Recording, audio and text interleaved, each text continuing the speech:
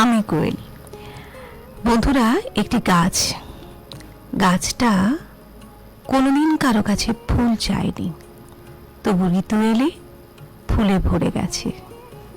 কারো কাছে ছায়া চায়নি, তবু ক্লান্ত মানুষ তার নিচেই বসেছে।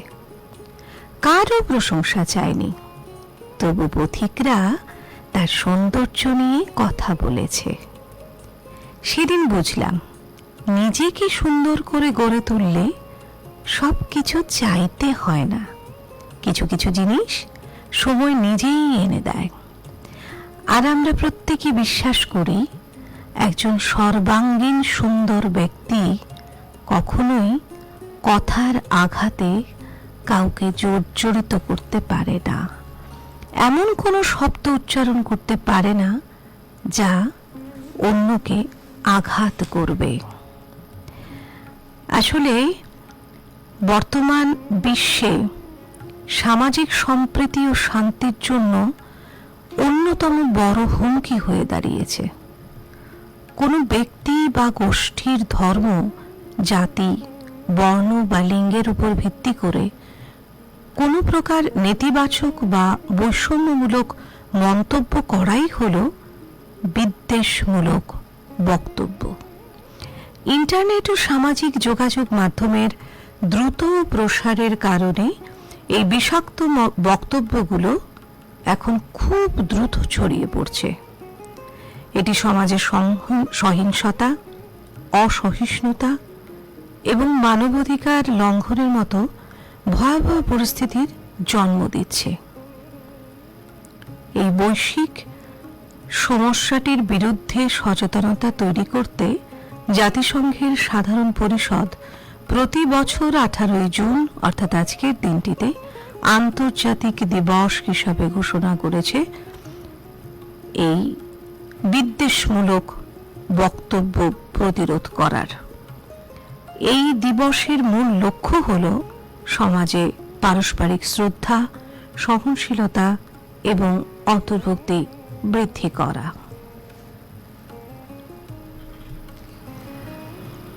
বিদ্বেষমুক্ত একটি সুন্দর পৃথিবী গড়ে তুলতে আমাদের প্রত্যেকের অর্থাৎ প্রতিটি নাগরিকের কিছু দায়িত্ব রয়েছে।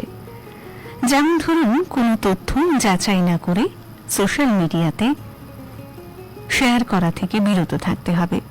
সামাজিক যোগাযোগ মাধ্যমে কোনো বিদ্বেষমূলক বক্তব্য চোখে পড়লে তা প্রতিবাদ করা এবং ইতিবাচক বার্তা প্রচার করা প্রয়োজন। বর্তমানে কৃত্রিম বুদ্ধিমত্তার অপব্যবহারের কারণে অনলাইনে ঘৃণা ছড়ানোর গতি এবং পরিধি কিন্তু অনেকটাই বৃদ্ধি পেয়েছে। অনলাইনে ছড়ানো এই ধরনের ক্ষতিকর বক্তব্য বাস্তব জীবনেও বিভিন্ন সংখ্যালঘু এবং প্রান্তিক জনগোষ্ঠীর উপর আক্রমণ উস্কে দেয়। তাহলে আসুন আজ এই অভিজ্ঞাপনের পর্ব থেকে আমরা প্রত্যেকে অঙ্গীকার করি যে আমরা এমন কোনো কথা বলবো না যা অন্যকে আঘাত করবে, অথবা গণমাধ্যমে এমন কোনো কথা, এমন কোনো বক্তব্য উস্কেও দেব না, ছড়িয়েও দেব না যা সমাজের জন্য, আরো 5টা মানুষের জন্য ক্ষতির কারণ হতে পারে।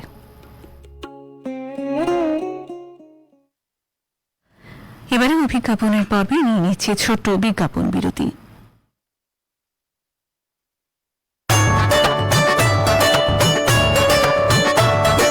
जन जन का रखे ध्यान, टीबी मुक्त भारत अभियान। जन जन का रखे ध्यान, टीबी मुक्त भारत अभियान। निक्षय मित्र तो हम सबका साथ निभाते। टीबी रोगी व परिजन को पोषण, जांच, इलाज और आजीविका संबंधी सहायता पहुंचाते। जब मिल जाएगा सबको अपना निक्षय मित्र तैयार, तब पक्की हो जाएगी हमारी जीत और टीबी की हार। निक्षय मित्र इस अभियान ने एक बड़े चैलेंज से निपटने में टीबी के मरीजों की बहुत मदद की है।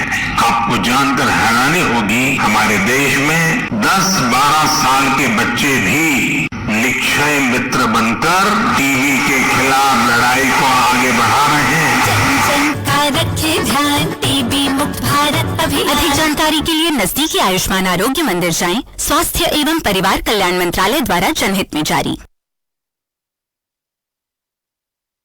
টাইফয়েড, হেপাটাইটিস এ বা ডায়রিয়া জলবাহিত রোগ আপনার দরজায় কড়া নাড়তে পারে, কিন্তু একটু সচেতনতাই আপনার সুরক্ষা। সবসময় জল ফুটিয়ে বা বিশুদ্ধ করে পান করুন। শুধু পান করা নয়, হাত মুখ ধোয়ার জন্যও ব্যবহার করুন পরিষ্কার জল। খাবারের আগে এবং শৌচাগার ব্যবহারের পর সাবান দিয়ে ভালো করে হাত ধোবেন। রাস্তার কাটা ফল বা শরবত এড়িয়ে চলুন এবং ঘরে ওআরএস রাখুন। খাবার ঢেকে রাখুন এবং চারপাশ পরিষ্কার রাখুন। শিশু ও বয়স্কদের প্রতি বিশেষ নজর দিন। অসুস্থ বোধ করলে দেরি না করে দ্রুত চিকিৎসকের পরামর্শ নিন। সুস্থ থাকুন, সচেতন থাকুন। জনস্বার্থে প্রচারিত জেলা স্বাস্থ্য ও পরিবার কল্যাণ সমিতি, পশ্চিম ত্রিপুরা জেলা।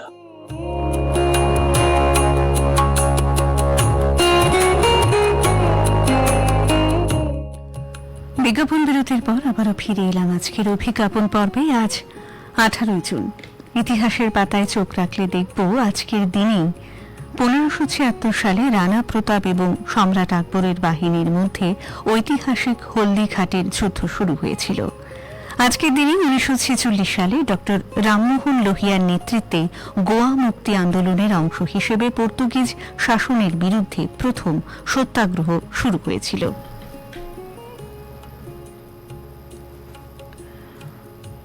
1987 বাঙালি চলচ্চিত্র পরিচালক, গীতিকার, সঙ্গীতকার, গল্পকার, ঔপন্যাসিক, অভিনেতা হীরেন বসু আজকের দিনে প্রয়াত হয়েছিলেন। 2009 সালে ওস্তাদ আলী আকবর খাঁ, ভারতীয় শাস্ত্রীয় সঙ্গীত শিল্পী, প্রয়াত হয়েছিলেন আজকের দিনে।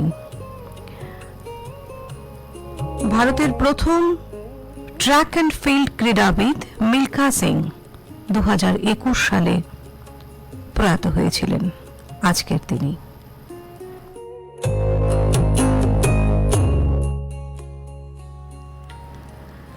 আজকের দিনেই মৃত্যুবরণ করেছিলেন 1857 সালের সিপাহী বিদ্রোহের অন্যতম প্রধান নেত্রী এবং ঝাঁসির রানী লক্ষ্মীবাই। 1858 সালের আজকের দিনে গোয়ালিয়রের যুদ্ধে ইংরেজ বাহিনীর বিরুদ্ধে লড়াই করতে গিয়ে তিনি শহীদ হন। তার বীরত্ব এবং আত্মত্যাগ আজও ভারতের ইতিহাসের এক অবিস্মরণীয় অধ্যায়। আজকের দিনে আমরা হারিয়েছিলাম বিখ্যাত বাঙালি প্রকাশক এবং পুস্তক বিক্রেতা গোপাল দাস মজুমদারকে 1980 সালে। তিনি বিশ্ববাণী প্রকাশনীর কর্ণধার ছিলেন এবং বহু গুরুত্বপূর্ণ সাহিত্যকর্ম প্রকাশের সাথে যুক্ত ছিলেন। এই ছিল আজকের দিনের ইতিহাসের পাতায় ঘটে যাওয়া বিশেষ কিছু ঘটনাবলী।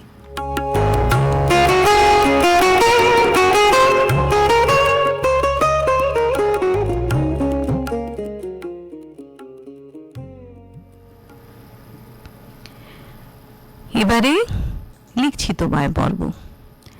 লিখছি তোমায় পর্বে 4 জন বন্ধুর চিঠি আমরা আপনাদেরকে পড়ে শোনাব। প্রথম চিঠিটি পড়ে শোনাচ্ছি। প্রথম চিঠিটি অভিযাত্রী বিষয়ের উপরে লিখেছেন বন্ধু। প্রিয় অভিজ্ঞাপন, কে গো তুমি নবীন অভিযাত্রী, পৃথিবীর পথে এলে নতুন অতিথি হয়ে। এখানে শত বাধা বিঘ্ন ডিঙিয়ে চলতে হয়। প্রথম পদার্পণে তুমি তারে কি করে কার কাছে বা বুঝে নিবে। এখানে প্রতি পদে আছে নিষ্ঠুর মৃত্যু ভয়। ভালোবেসে মানবতাকে করি আলিঙ্গন। কে গো তুমি দুর্দমনীয় প্রবীণ অতিথি, মৃত্যুর মিছিলটিরে উপেক্ষা করে নির্বিঘ্নে চাঁদের হাসি ভরা মুখে ফোকলা দাঁতে খিলখিলিয়ে হাসলে। বাসবে কি ভালো তুমি মাটির পৃথিবী। ঝড় ঝঞ্ঝা অমানিসার ঘোর পথটি বেয়ে বীরের মতো সগৌরবে দীপ্ত পদে আশার আলোক বর্তিকা হাতে নিয়ে কে গো তুমি পৃথিবীর মেঠো পথ বেয়ে এলে। কে গো তুমি মোহন বাঁশি হাতে 7 সমুদ্র 13 নদী পাড়ি দিয়ে এলে গিরিপথ নদী নালা সাগরের মোহনা পেরিয়ে অবশেষে মা মাটি আড়ে দেশকে ভালোবেসে।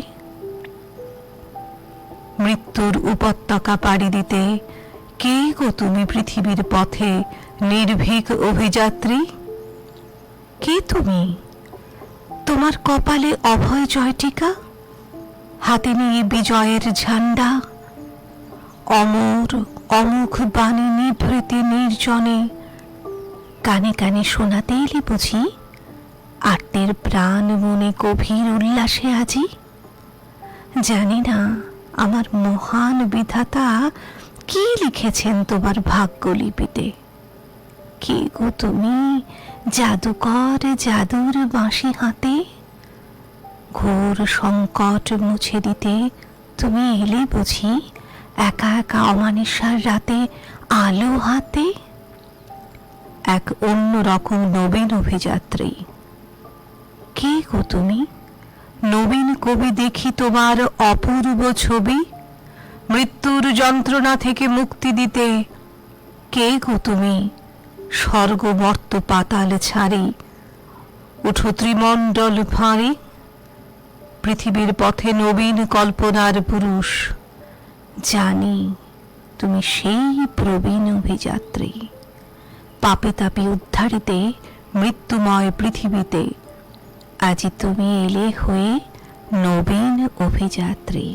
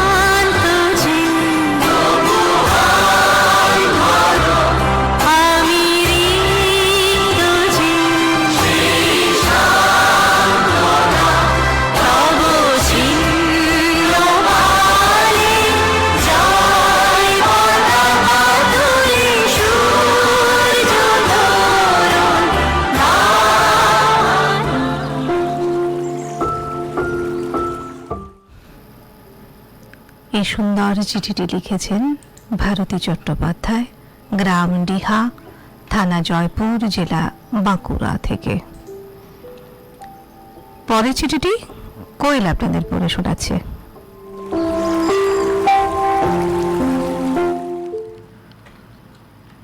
সবুজ হোক ধরার প্রাণ, এই বিষয়ে পরের চিঠিখানি লিখেছেন গোপা সরকার, প্রত্যুষা ভবন, ডিপিএল কলোনি, দুর্গাপুর 02, জেলা পশ্চিম বর্ধমান থেকে।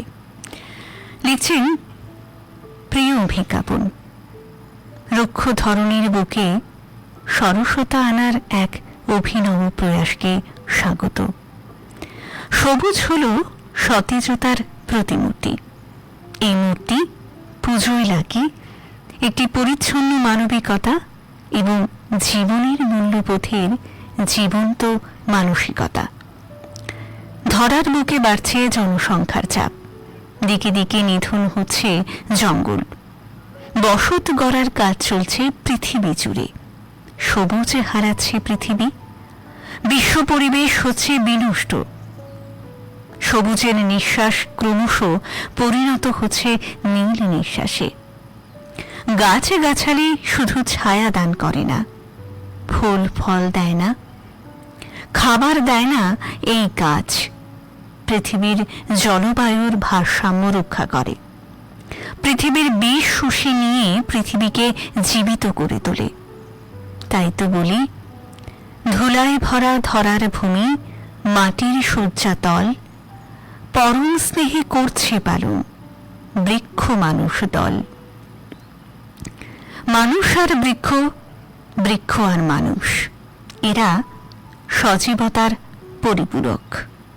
একদল স্বার্থান্বেষী মানুষ আখের গোছাতে ধ্বংস করেছে সবুজ, আর একদল সবুজ ফেরাতে চালাচ্ছে নানান প্রচেষ্টা। এরা শুভবুদ্ধির জনক। এই শুভবুদ্ধির হাত ধরেই আবার সবুজ হবে ধরার প্রাণ। তাই আমাদের সমবেত আহ্বান, সতেজ প্রাণে সবুজ হয়ে উঠবে আমার দেশ। বনসৃজনে আসুক উজান, বাঁচবে বিশ্ব পরিবেশ। একরাশ সতেজ শুভকামনায় গোপা সরকার। ঠিকানা প্রত্যুষা ভবন, ডিপিএল কলোনি, দুর্গাপুর 02, জেলা পশ্চিম বর্ধমান।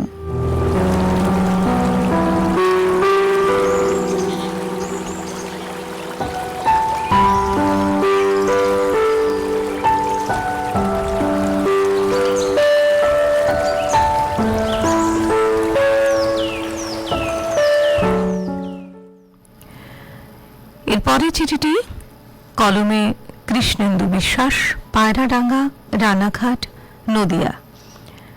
সবুজ বন্ধু অভিজ্ঞাপন। অত্যাধুনিক সভ্যতার সূর্যোদয় এবং স্বার্থান্বেষী কিছু মানুষের কর্মযজ্ঞে জর্জরিত বিশ্ব বসুন্ধরা। এখন তো ধরার শরীরে ভীষণ জ্বর। তবে এ কথাও সত্য, সৃষ্টির উষা লগ্নে ধরার বন্ধা দশা ভেদ করে বৃক্ষই প্রথম প্রণাম জানিয়েছিল প্রভাত রবিকে।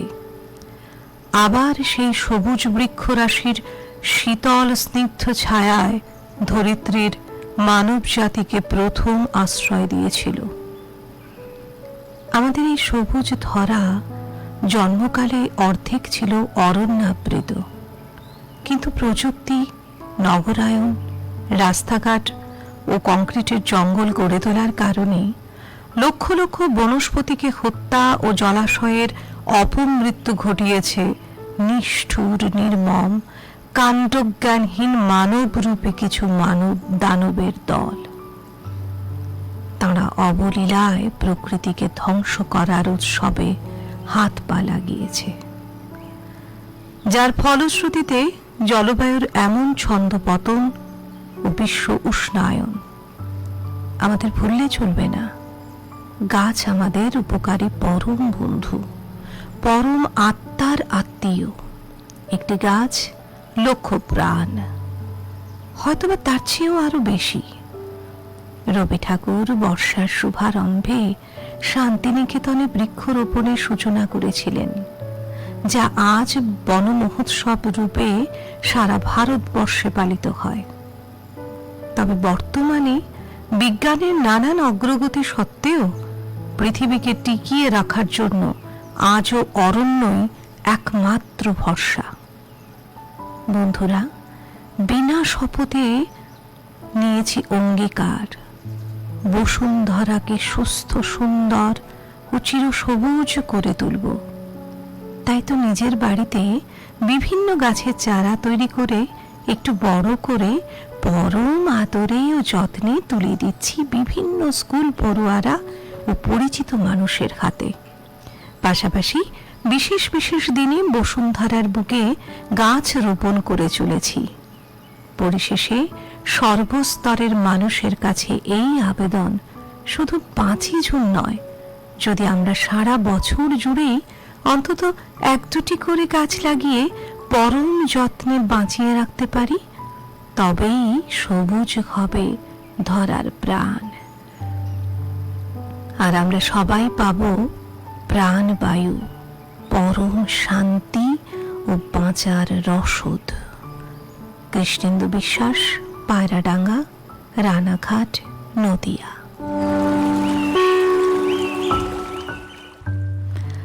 পরের চিঠিখানে লিখেছেন অম্বিকা মণ্ডল, বোলপুর, বীরভূম, পশ্চিমবঙ্গ থেকে। লিখছেন, সুপ্রিয় বন্ধু অভিজ্ঞাপন, জুন মাসে তোমার প্রথম বিষয় সবুজ হোক ধরার প্রাণ। 5ই জুন আমরা মহাসাড়ম্বরে বিশ্ব পরিবেশ দিবস পালন করি। আচ্ছা বন্ধু, শুধু একটি দিন কেন? প্রত্যেকটি দিন নয় কেন? শুধুমাত্র একদিনই আমরা যদি পালন করি, তবে কি করে সবুজ হবে আমাদের এই ধরাধাম? আসলে আমরা মুখে অনেক বড় বড় কথা বলি, এটা করা দরকার, সেটা করা দরকার, আদৌ কিন্তু আমরা সেগুলো করি না। আজ আমরা যেভাবে বৃক্ষচ্ছেদন করার ঝুঁকি মেতে উঠেছি, সেখানে সবুজ কোথায় আমাদের সকলের অঙ্গীকার হোক, এসো বৃক্ষ লাগাই, প্রাণ বাঁচাই। ভবিষ্যৎ প্রজন্মকে বাঁচায় আমাদের প্রত্যেককে সচেতন করতে হবে। রাসায়নিক সার ব্যবহার কমাতে হবে, তার পরিবর্তে নিজেরা বাড়িতে জৈব সার তৈরি হবে, যতটা সম্ভব কৃষিকাজে লাগানোর ব্যবস্থা করতে হবে। শুধু তাই নয়, পরিবেশ বান্ধব জিনিসপত্র ব্যবহার করতে হবে, তবেই তো আমাদের পৃথিবী শস্য শ্যামলা হয়ে উঠবে। আরো অনেক ব্যাপার আছে। প্লাস্টিক ব্যবহার কমাতে হবে, অকারণ গাছ না কেটে গাছ লাগাতে হবে, ভুলে গেলে চলবে না, একটি গাছ একটি প্রাণ। সকলকে আন্তরিক প্রীতি এবং শুভেচ্ছা। ইতি অম্বিকা মণ্ডল, বোলপুর, বীরভূম, পশ্চিমবঙ্গ।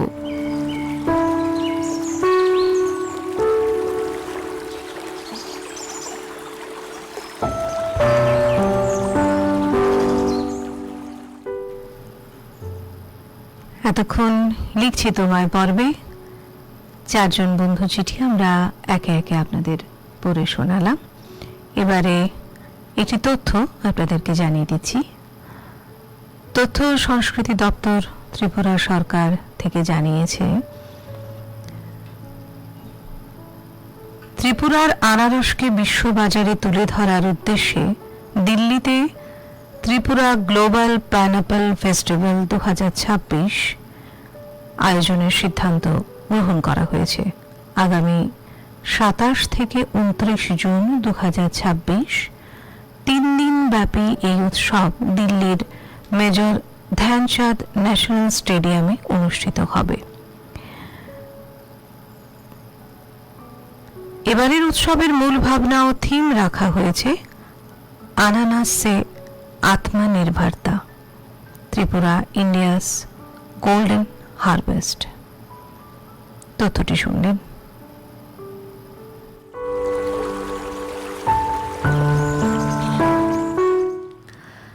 কখনো গ্যাস, কখনো পেট ফাঁপা, কখনো বা হজমের গোলমাল, বা কখনো বুক জ্বালা। এই সব সমস্যার নেপথ্যে শুধু বাইরের খাবার নয়, প্রতিদিনই ছোট ছোট খাদ্যাভ্যাসেও বড় ভূমিকা রয়েছে বলে মনে করছেন চিকিৎসক থেকে পুষ্টিবিদরা। আজকের অভিজ্ঞাপন পর্বে জানব এই পেটের সমস্যা নিরাময়ে কি কি ব্যবস্থা আমরা নিতে পারি। পেটের সমস্যা এখন অনেকেরই নিত্যসঙ্গী, কখনো গ্যাস, কখনো পেট ফাঁপা, এগুলো কিন্তু চলতেই থাকে। সম্প্রতি এইমস প্রশিক্ষিত গ্যাস্ট্রোএন্টারোলজিস্ট চিকিৎসক এমন 5টি সহজ খাবারের কথা বলেছেন যা অন্ত্রের স্বাস্থ্য ভালো রাখতে সাহায্য করতে পারে, কিন্তু তার জন্য ডায়েটের কিছু খাবার অদল বদল করা প্রয়োজন। সাদা পাউরুটির বদলে হোল গ্রেন সাওয়ারডো বা হালকা টক স্বাদের পাউরুটি খেতে হবে। সাদা পাউরুটি রক্তে শর্করার মাত্রা বাড়িয়ে দিতে পারে চট করে, কিন্তু টক স্বাদের পাউরুটি বা সাওয়ারডো প্রাকৃতিকভাবে মজানো বলে অন্ত্রের জন্য তা স্বাস্থ্যকর। অন্ত্রের উপকারী ব্যাকটেরিয়াকে পুষ্টির যোগান দেওয়ার জন্য এটি উপযুক্ত। ফ্লেভারযুক্ত ইয়োগার্টের বদলে ঘরে পাতা টক দই খাওয়া শুরু করতে বলেছেন চিকিৎসক। অন্ত্রের জন্য ফ্লেভার দেওয়া বা চিনি দেওয়া দই বা ইয়োগার্ট আদপে অন্ত্রের জন্য কিন্তু ভালো নয়। হজম এবং পেট সুস্থ রাখার জন্য ঘরে পাতা টক দইয়ের থেকে উপযুক্ত কিছু হতেই পারে না। তবে গ্রিক ইয়োগার্ট এবং ক্যাফিরও কিন্তু অন্ত্রের জন্য ভালো। হালকা কাঁচা বা কম পাকা কলায় থাকে রেজিস্ট্যান্ট স্টার্চ, যা অন্ত্রের ভালো ব্যাকটেরিয়ার খাদ্য হিসেবে কাজ করতে পারে। পাশাপাশি এটি রক্তে দ্রুত শর্করা বাড়ার ঝুঁকিও কিছুটা কমাতে সাহায্য করতে পারে। তাই একেবারে পাকা কলার বদলে হালকা সবুজ রঙের কলা খাওয়া কিন্তু উচিত। মিষ্টি দেওয়া সোডা জাতীয় পানীয় অন্ত্রের জন্য ক্ষতিকারক হতে পারে। কৃত্রিম মিষ্টি অন্ত্রের মাইক্রোবায়োমের উপর প্রভাব ফেলতে পারে। তার বদলে লেবু মেশানো সোডা জল বা সাধারণ জল ভালো বিকল্প কিন্তু হতেই পারে। তবে দীর্ঘদিন পেট ব্যথা, গ্যাস, কোষ্ঠকাঠিন্য বা হজমের সমস্যা থাকলে শুধু কিন্তু টোটকার উপর নির্ভর না করে চিকিৎসকের পরামর্শ নেওয়াটাও জরুরি, কারণ সব সমস্যার সমাধান কিন্তু একরকম খাবার বদলে হয় না।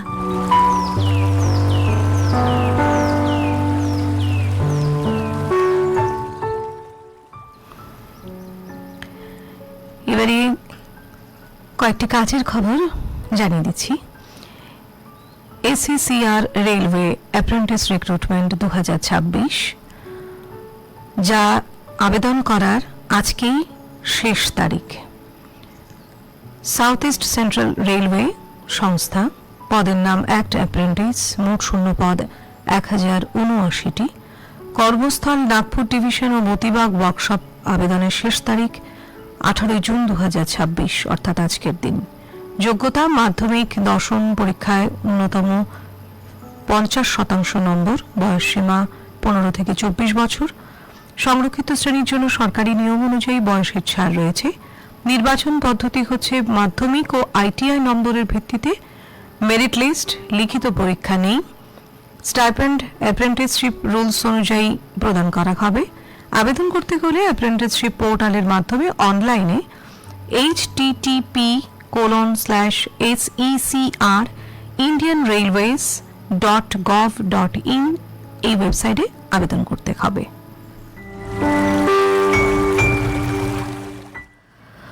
জানিয়ে দিচ্ছে আরও একটি কাজের খবর। ইউনিয়ন পাবলিক সার্ভিস কমিশন এক বিজ্ঞপ্তিতে কিছু শূন্য পদের জন্য দরখাস্ত আহ্বান করেছে। পদের নাম জুনিয়র সায়েন্টিফিক অফিসার, শূন্য পদের সংখ্যা 9। এয়ার সেফটি অফিসার, শূন্য পদের সংখ্যা 15। অ্যাসিস্ট্যান্ট ইঞ্জিনিয়ার সিভিল, শূন্য পদের সংখ্যা 1 এবং অপারেশন অফিসার, শূন্য পদের সংখ্যা 19। দরখাস্ত জমা করার শেষ তারিখ 3রা জুলাই। বিস্তারিত তথ্য জানতে দেখে নিতে পারেন এই ওয়েবসাইটটি https://upsconline.nic.in। শুনলেন কর্মখালী বিজ্ঞপ্তি। সময় বলছে এবারে জানিয়ে দেব আপনাদেরকে আবহাওয়ার খবর। আবহাওয়ার পূর্বাভাসে বলা হয়েছে আকাশ সাধারণত মেঘাচ্ছন্ন থাকবে। হালকা থেকে মাঝারি বৃষ্টিপাতের সম্ভাবনা রয়েছে ত্রিপুরার প্রায় সবকটি জেলায়। আগামীকালে সর্বোচ্চ তাপমাত্রা 34 ডিগ্রি সেলসিয়াস এবং সর্বনিম্ন 26 ডিগ্রি সেলসিয়াসের আশেপাশে থাকতে পারে। গতকালের সর্বোচ্চ এবং আজ সকালের সর্বনিম্ন তাপমাত্রা 33.2 ডিগ্রি সেলসিয়াস এবং 25.2 ডিগ্রি সেলসিয়াস। বাতাসে আপেক্ষিক আর্দ্রতার পরিমাণ সর্বোচ্চ 96%, সর্বনিম্ন 72%। আজ ভোর 5:30 পর্যন্ত বৃষ্টিপাত হয়েছে 19 মিলিমিটার। সতর্কতা হিসেবে বলা হয়েছে বজ্রবিদ্যুৎ সহ ভারী বৃষ্টিপাতের সম্ভাবনা রয়েছে ত্রিপুরার প্রায় সবকটি জেলায়। আবহাওয়ার খবরের সঙ্গেই আজকের বিজ্ঞাপন পর্ব থেকে আমরা বিদায় নিচ্ছি। সকলে খুব ভালো থাকবেন, সুস্থ থাকবেন। আমি চন্দ্রিমা এতক্ষণ উপস্থাপনায় ছিলাম, আর আমি ছিলাম কোয়েল ভট্টাচার্য।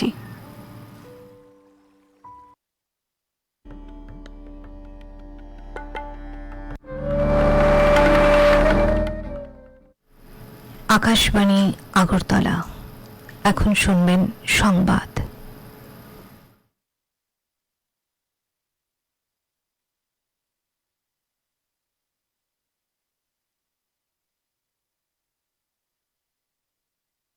Presents Morning News.